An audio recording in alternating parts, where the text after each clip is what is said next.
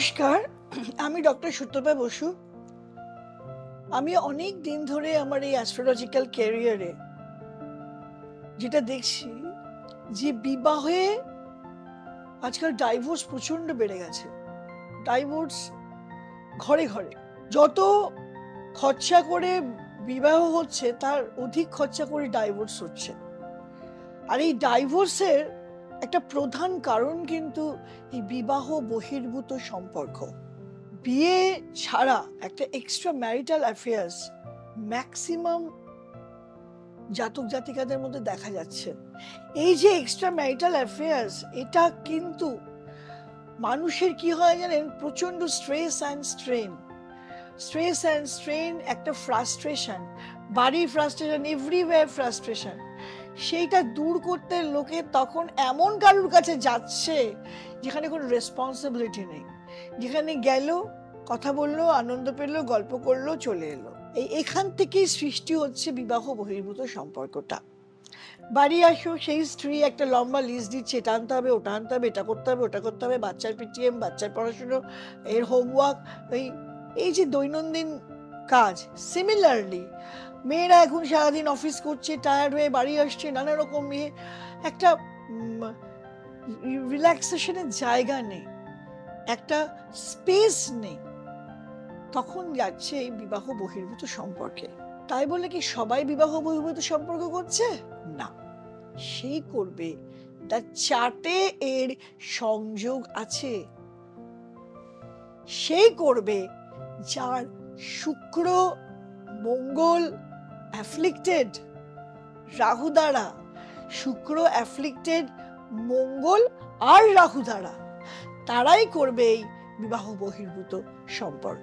যখন আমরা জোটক বিচার করি, আমরা দেখে নি যে এই ছেলে এই মেয়ে ঠিক আছে, বিচারে মিলছে, অষ্টকোণ বিচারে মিলছে, কিন্তু এদের উভয়ের মধ্যে কেউ বিবাহ বহির্ভূত সম্পর্কে লিপ্ত হবে না তো? কারুর রাহু শুক্র বা মঙ্গল শুক্রের নেই তো, কোনো সংযোগ নেই তো? এই রাহু ক্রিয়েট করে গন্ডগোল, রাহু নিয়ে আসে মূলত এই বিবাহ বহির্ভূত সম্পর্ক। রাহু ক্রিয়েট করে একটা সেক্সুয়াল আর্জ। কেউ কেউ, যেটা বললাম, ফ্রাস্ট্রেশন দূর করতে যায়, চন্দ্রে আপসেট হয়ে যাচ্ছে, চন্দ্রর কারণে চলে গেল একটা অন্য কোনো থার্ড পার্সনের কাছে আনন্দ পেতে। কিন্তু অনেকেই আছে যারা শুধু নিজেদের ফ্রাস্ট্রেশন দূর করতে না, সেক্সুয়াল আর্জ বাড়াতে। শুক্র প্রেম কারক গ্রহ, শুক্র রাহু, শুক্র মঙ্গল, এইগুলো রাহু বুধ, এইগুলো আসলেই তখন এসে যাচ্ছে হচ্ছে একটা অসম্ভব যৌন চাহিদা। যদি কারো শুক্র রাহু বুধ কানেক্টেড থাকে, তারা চুপি সারে আন্ডার কারেন্ট বিবাহ বহির্ভূত সম্পর্ক করে, কেউ জানতে পারে না। যা করলো, অফিসে করলো, বাইরে করলো, ছেড়ে দিয়ে চলে এলো। আর এখন তো সোশ্যাল মিডিয়া হয়ে, ফেসবুক, ইনস্টাগ্রাম, এসব হয়ে আরো আরো আরো বেড়ে গেছে। কারণ না, লোকের সাথে সংযোগ, আগে একটা ছেলের একটা মেয়ের সাথে মানে জায়গা, লোকে অফিসই থাকতো, আর সেরকম কোনো জায়গা হতো না করার। এখন তো ফেসবুকের দ্বারা প্রত্যেকটা মেয়েরা সারাক্ষণ ফেসবুক করছে, ছেলেরা সারাক্ষণ ফেসবুক করছে। It is very easy for them to catch the opponent partner, যেটা আগে এতটা ছিল না, এখন অনেক ইজিলি অ্যাভেলেবল হয়ে গেছে। তাই জন্য বিবাহ বহির্ভূত সম্পর্কটা বেড়েও গেছে, অনেক বেড়ে গেছে বিবাহ বহির্ভূত সম্পর্কটা, আগে এতটা বেশি ছিল না। বুধ থাকলে এটা চুপিসারে করছে। আর বুধের সংযোগ থাকলে কি হয়, একটা ছেলে বা একটা মেয়ে অনেক দিন তার ইউথ তাকে রাখতে পারে। বুধ বাল্যকারক গ্রহ, বুধ ইউথ রাখে। মঙ্গল থাকলেও প্রচন্ড ভাবে তেজ করে তাদের, একটা মঙ্গল শুক্র আছে, অপরের একটা মেয়ের চার্টে মঙ্গল শুক্র থাকে যদি পঞ্চম, সপ্তম, অষ্টম, দ্বাদশ, এগুলো অ্যাফ্লিক্টেড হলে এগুলো ম্যাক্সিমাম ক্ষেত্রে হচ্ছে বিবাহ বহির্ভূত সম্পর্ক দেয়। মঙ্গল শুক্র থাকলে দেখা যায় ওই মেয়েটি is very prone to the opposite sex, ওই ছেলেটি is very prone to the opposite sex. একটা ছেলে একটা মেয়ের সাথে বেশি গল্প করতে ভালোবাসে, একটা মেয়ের সাথে বেশি সময় কাটাতে ভালোবাসে না, নিজের পার্টনার ছাড়া। এখন আমাদের দৈনন্দিন জীবনে নানা কারণে নিজের পার্টনারকে একঘেয়ে হয়ে যায়, এক মুখ দেখতে মানুষের ভালো লাগে না। অনেক দিন ধরে নিজের সংসারে যাতা কলে একই সেই সমস্যা সমস্যা সমস্যা, সে তখন আর একটা ফর চেঞ্জ যায়। কিন্তু রাহু জেনারেলি শুধু চেঞ্জ কথাবার্তায় না, রাহু সেটাকে বেডে নিয়ে যায়, রাহু সেটাকে যৌন ইচ্ছায় নিয়ে যায়, সুপ্ত যৌন ইচ্ছা। শুক্র রাহু, রাহু যদি দ্বাদশ দৃষ্টি দেয় শুক্রকে, দেখা গেছে সেই জাতক বা জাতিকা অসম্ভব কামুক। তারা আবার বুধের মতো গুপ্ত ভাবে না, ওপেন খুললা। মঙ্গলও তাই, ভেরি ডেয়ার ডেভিল। বৃহস্পতি জেনারেলি বিয়ে কোনোভাবে বৃহস্পতি কারো গ্রহ হয় না এই বিবাহ বহির্ভূত সম্পর্কে।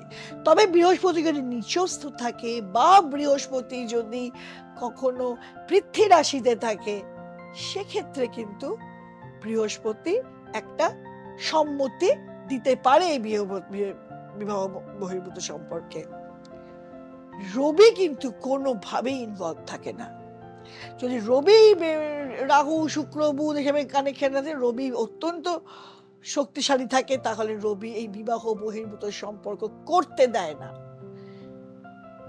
রাহু থাকলেও রবি ঠিক এড়িয়ে নিয়ে চলে আসে, রবি ডাজন্ট অ্যালাউ। রবি কিন্তু যদি রবি খুব শক্তিশালী থাকে, তাহলে কোন গ্রহ করতে দিল? শুক্র, মঙ্গল, বুধ, রাহু, কেতু। কিন্তু শনি যদি ইনভলভ থাকে, শনি একটু